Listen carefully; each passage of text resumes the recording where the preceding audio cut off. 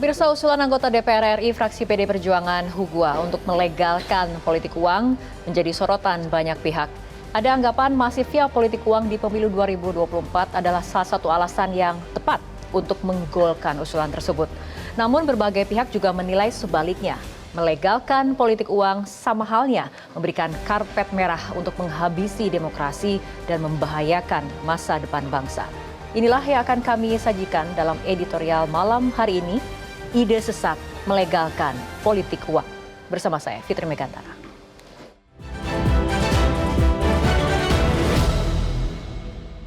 Ide sesat melegalkan politik uang.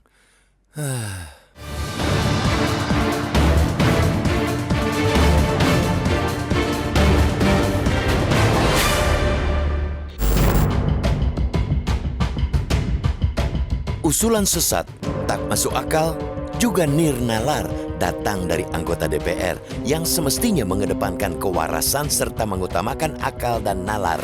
Usulan itu ialah agar praktik money politik alias politik uang diwajarkan saja. Adalah anggota DPR dari fraksi PDI Perjuangan Hugua yang mengajukan usulan tersebut dalam rapat konsultasi antara pembentuk undang-undang dan penyelenggara pemilu terkait dengan peraturan Komisi Pemilihan Umum atau PKPU mengenai Pilkada 2024 kemarin. Ia meminta KPU melegalkan politik uang. Menurut Hugua, dewasa ini money politik telah menjadi keniscayaan. Kata dia, tanpa politik uang, masyarakat tidak akan memilih kontestan yang ikut berkontestasi. Baginya, lebih baik KPU memperjelas dalam PKPU besaran politik uang yang dibolehkan. Apakah Rp20.000, Rp50.000, Rp1.000.000, atau bahkan Rp5.000.000. Dengan begitu, Badan Pengawas Pemilu dapat lebih tegas menindaknya jika tak sesuai dengan ketentuan. Anggota DPR memang harus punya banyak ide. Sebagai wakil rakyat yang digaji oleh rakyat, yang mendapatkan beragam kemewahan dari negara, ia mesti punya gagasan rupa-rupa. Namun, ide dan gagasan itu harus yang baik-baik, yang berfaedah buat rakyat dan negara, bukan sebaliknya. Harus kita katakan, usulan agar KPU melegalkan politik uang bukan gagasan yang apik, melainkan ide buruk, sangat buruk. Politik uang adalah racun demokrasi. Karena itu, melegalkan politik uang sama saja mengantarkan demokrasi ke liang kematian. Politik uang adalah musuh paling berbahaya bagi demokrasi. Oleh sebab itu, mewajarkan politik uang berarti pula menghamparkan karpet merah baginya untuk menghabisi demokrasi. Mustahil dimungkiri, politik uang memang kian menjadi-jadi dari kontestasi ke kontestasi. Di pemilu 2024 yang baru lewat, calon anggota legislatif harus punya modal jauh lebih tebal karena biaya yang mesti dibayar semakin mahal, utamanya ongkos untuk membeli suara pemilih lewat serangan fajar. Kian banyak dari mereka terpilih karena lebih royal ketimbang para rival meski dari segi kualitas, dari kadar kenegarawanan, jauh tertinggal. Namun, fenomena memprihatinkan itu bukanlah alasan untuk kemudian melegalkan politik uang hanya dengan pertimbangan agar tidak ada lagi kucing-kucingan. Fenomena mengenaskan itu semestinya justru menjadi penambah energi untuk berkolaborasi bersama-sama memberantas politik uang. Usulan melegalkan politik uang serupa dengan mewajarkan pencuri atau garong cuma karena sepak terjang mereka kian merajalela. Mewajarkannya berarti memupuk korupsi, membiarkan calon-calon koruptor dan menyuburkan kandidat penggasak uang rakyat. Bukankah korupsi tak mati-mati? Salah satunya lantaran biaya politik yang kelewat mahal. Ide melegalkan politik uang amatlah berbahaya bagi masa depan bangsa. Apalagi ide itu datang dari elit yang semestinya intoleran terhadap sekecil apapun praktek politik uang. Berbahaya betul eksistensi demokrasi dengan adanya sikap toleran terhadap politik uang seperti yang ditunjukkan Hugua. Terlebih, publik juga semakin permisif dengan money politik. Survei sebelum pemilu 2024 menyebutkan lebih dari 40% responden menilai wajar jika capres atau caleg memberikan uang atau hadiah agar pemilih memilih mereka. Kalau dihitung-hitung dari 204 juta pemilih, hampir 100 juta orang yang menganggap politik uang sebagai sesuatu yang lumrah. Bukan masalah, bukan tabu. mewajarkan politik uang adalah ide sesat dan menyesatkan. Ia usulan yang harus ditolak, pantang diberi tempat.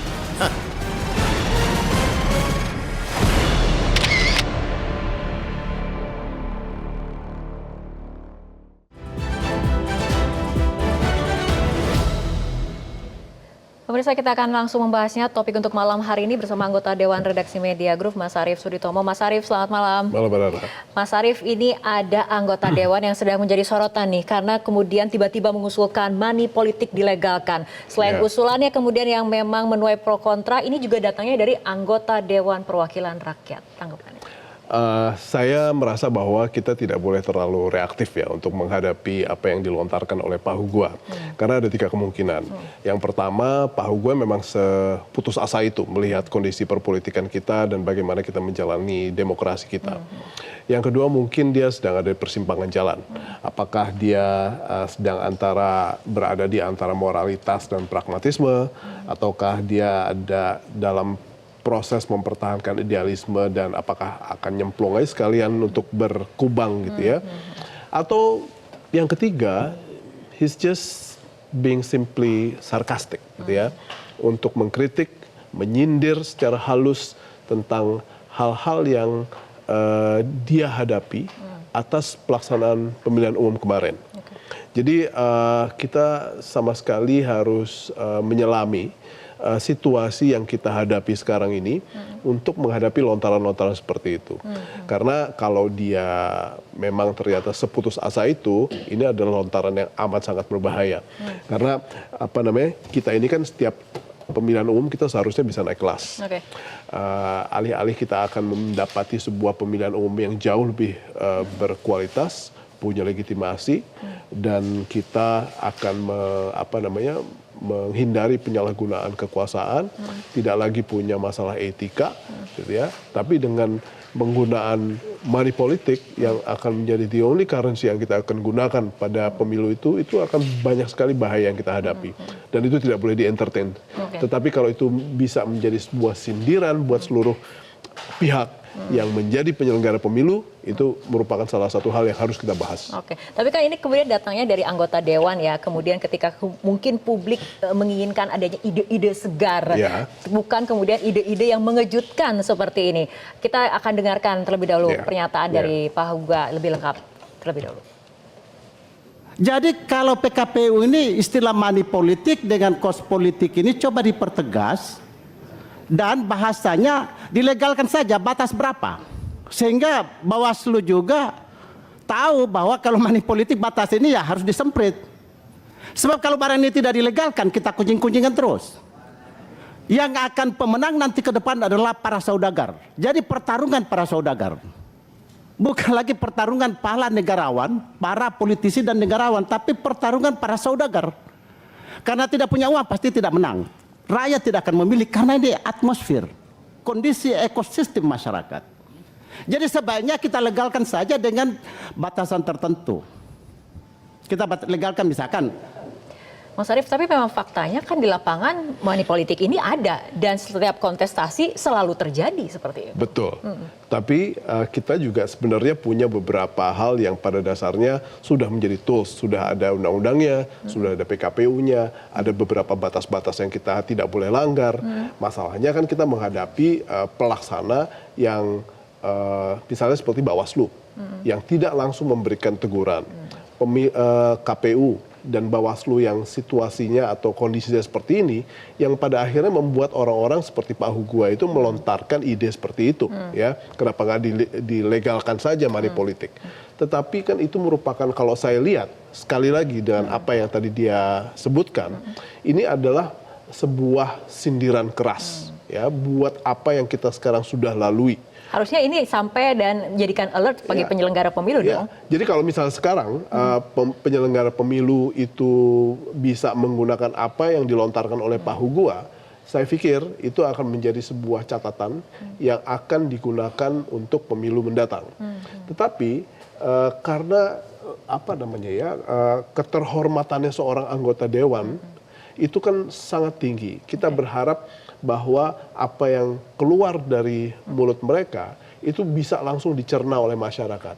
Dan apa yang baru saja dilontarkan oleh Pak Hugua, saya merasa bahwa itu merupakan sebuah lontaran yang harus dicerna lagi, yang harus diinterpretasikan lagi.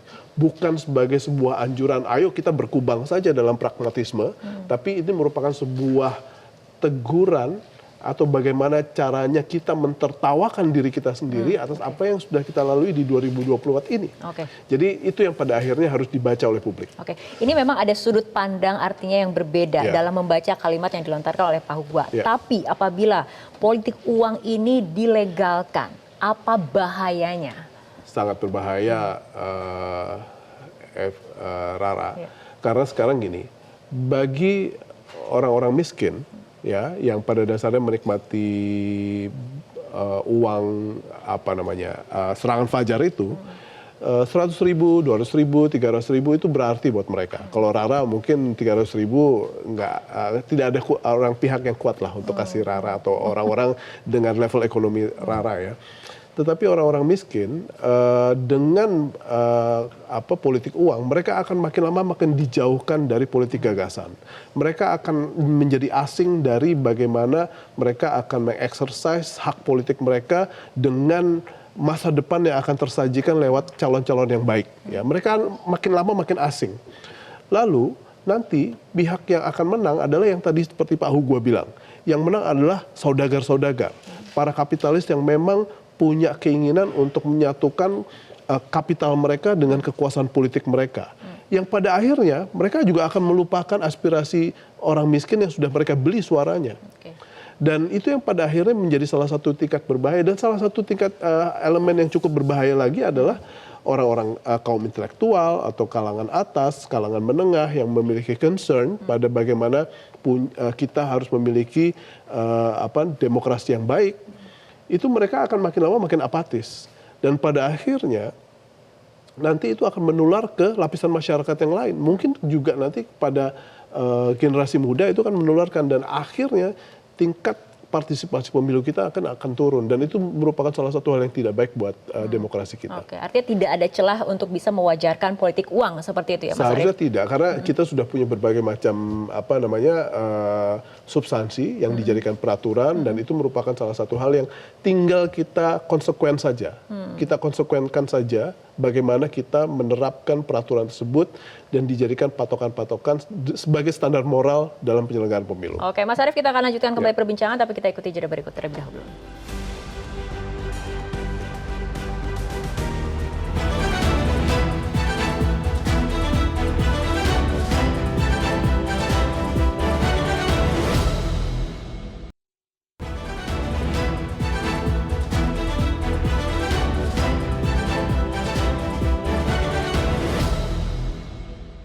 Saya kira ini kan apa yang kemudian diperjuangkan KPK sampai hari ini, bahwa kita harus hajar serangan fajar, begitu ya. Esensi dari hajar serangan fajar ini kan money politik yang kemudian itulah yang menjadi penyakitnya merebut demokrasi kita, dan itu juga tidak ada aspek pembelajarannya kepada masyarakat ketika kemudian harus memilih calon pemimpinnya yang benar-benar sesuai dengan apa yang akan dia perjuangkan, gitu kan.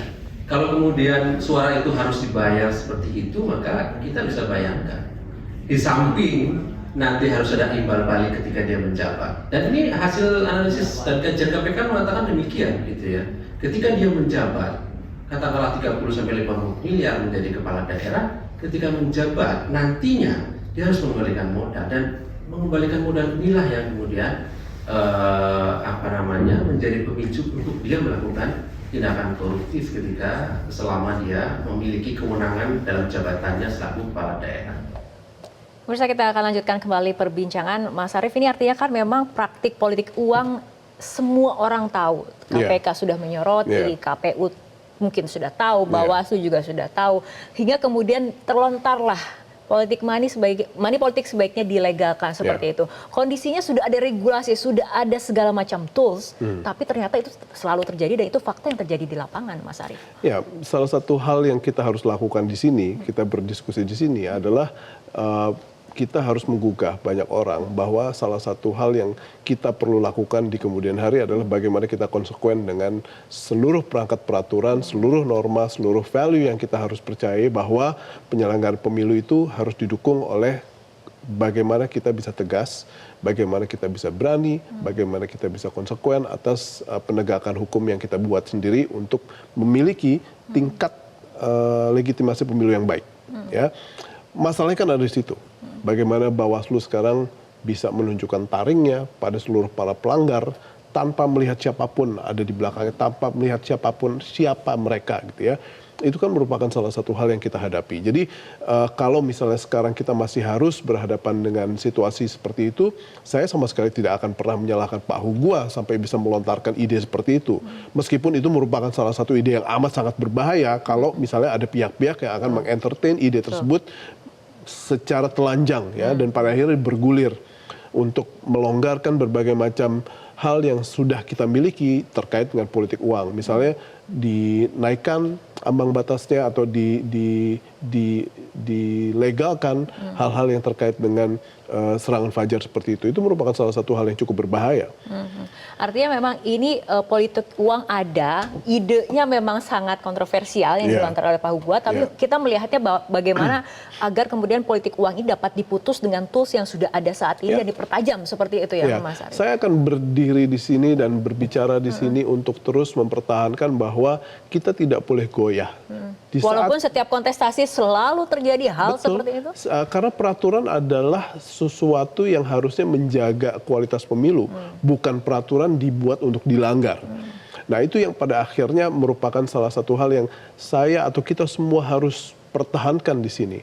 Bahwa hal-hal yang terkait dengan kualitas pemilu harus semakin baik. Kalau misalnya tahun ini pemilu belum mencapai sesuatu titik idealisme yang kita ingin capai, ya sudah tahun depan pemilu mendatang kita bikin lebih bagus.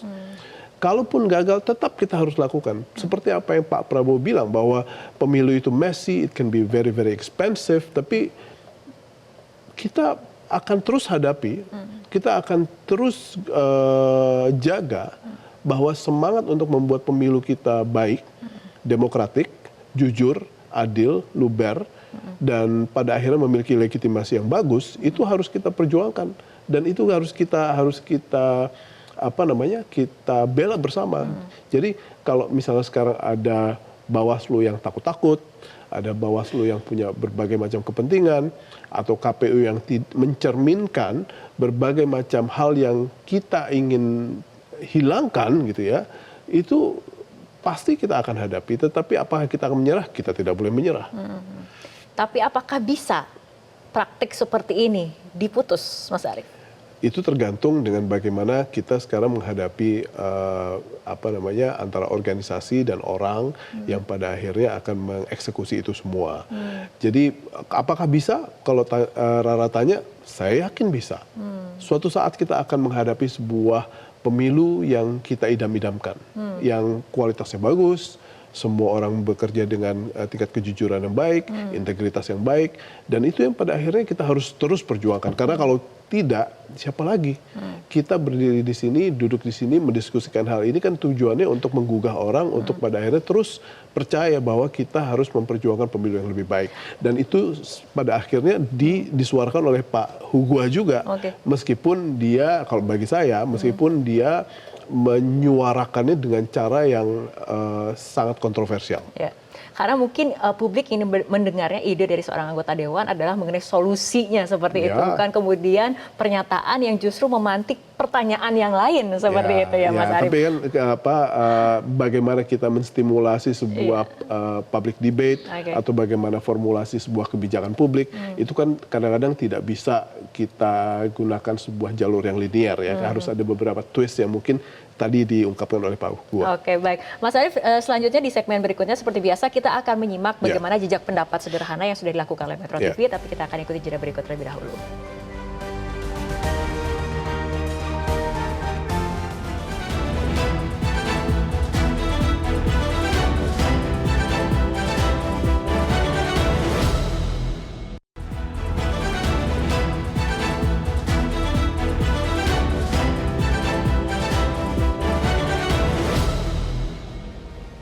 Pemirsa, kita akan langsung lihat hasil jajak pendapat sederhana yang dilakukan Metro TV di media sosial Instagram. Kami memberikan pernyataan mengenai apakah Anda setuju dengan usulan anggota DPR RI untuk melegalkan politik uang.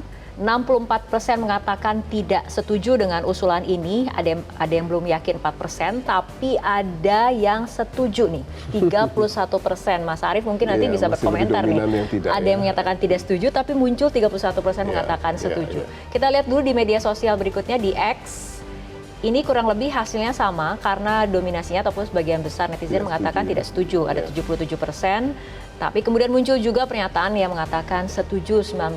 Mungkin Mas Arief bisa mengomentari hasil pendapat ataupun jajak pendapat sederhana ini. Saya pikir ini merupakan sebuah cerminan dari conscience-nya nurani publik seperti apa ya, bahwa apakah money politik itu akan dilegalkan, mereka bilang tidak gitu ya, dan itu merupakan salah satu hal yang cukup bisa menjadi modal awal buat kita untuk yakin bahwa overall publik tidak setuju bahwa uang itu akan menjadi currency dari setiap kontestasi sebuah pemilihan umum gitu ya. Jadi ini merupakan salah satu hal yang cukup menggembirakan bahwa di luar sana idealisme masih berbicara. Bukan kemudian uang yang menjadi currency dari itu ya. Tapi kan kita lihat tadi ada yang menyatakan setuju nih Mas. Artinya ada orang, mungkin ada netizen yang kemudian menelan pernyataan dari Pak Hugua. Nggak ada masalah, sama sekali tidak ada masalah. Itu merupakan salah satu hal yang biasa di alam keterbukaan seperti ini. Ini adalah negara demokratik dan pada akhirnya perbedaan pendapat oke-oke saja, tetapi yang namanya norma, tetapi yang namanya nilai yang pada akhirnya akan dituangkan dalam bentuk undang-undang itu harus menjadi norma dan menjadi undang-undang dengan pasal-pasal yang baik dan juga dijaga baik dan disikapi baik untuk pada akhirnya bisa menghadirkan sebuah pemilu yang baik. Oke, tapi mengenai ide politik uang, artinya kalau misalnya dari jejak pendapat sederhana ini publik mengetahui bagaimana kemudian bahayanya politik uang dan tidak kemudian memilih pilihan untuk melegalkan politik uang sendiri. Tapi mungkin Mas Arief bisa kembali meng-highlight bagaimana kemudian politik uang ini berbahaya, dampaknya terhadap demokrasi seperti apa menggerogotinya, dan apabila ini dilegalkan, ini sangat kemudian sebuah usulan yang memang ini akan menggerogoti demokrasi. Sesimpel apa yang tadi diungkapkan oleh Pak Hugua ya, kalau ini dilegalkan, yang namanya pemilu adalah sebuah pertarungan antara saudagar. Kita tidak akan menghasilkan negarawan, kita akan jauh dari politik gagasan. Dan pada akhirnya orang-orang miskin yang selama ini menikmati serangan fajar, itu akan makin terjauhkan, mereka akan asing dari politik gagasan. Dan nanti orang-orang yang menang pemilu gara-gara mereka sudah merasa membeli vote dari orang-orang miskin yang mendapatkan serangan fajar tersebut, orang akan bilang oke, nggak usah terlalu banyak omong, nggak usah cerewet tentang aspirasi kalian, suara kalian sudah saya beli selama 5 tahun ke depan. Dan ini merupakan salah satu hal yang amat sangat berbahaya buat bagaimana pencerdasan publik dalam hal melaksanakan, mengeksersis hak-hak politik mereka. Dan yang lebih berbahaya lagi adalah apatisme buat orang-orang kalangan atas, kalangan intelektual untuk bisa ikutan dalam melaksanakan hak politik mereka juga. Nanti next time ada pemilu, ada hari kejepit, mereka keluar negeri atau ke Bali gitu untuk liburan, dan ini merupakan salah satu hal yang akan menurunkan tingkat partisipasi politik kita. Oke, baik, kita sepakat artinya politik uang tidak boleh dan tidak pernah akan dilegalkan seperti itu. Oke, baik. Terima kasih Mas Arief telah berbincang bersama kami malam hari ini, dan pemirsa, perbincangan tadi menutup perjumpaan kita dalam editorial malam. Saya Fitri Megantara mengucapkan terima kasih atas kebersamaan Anda. Selamat malam, sampai jumpa.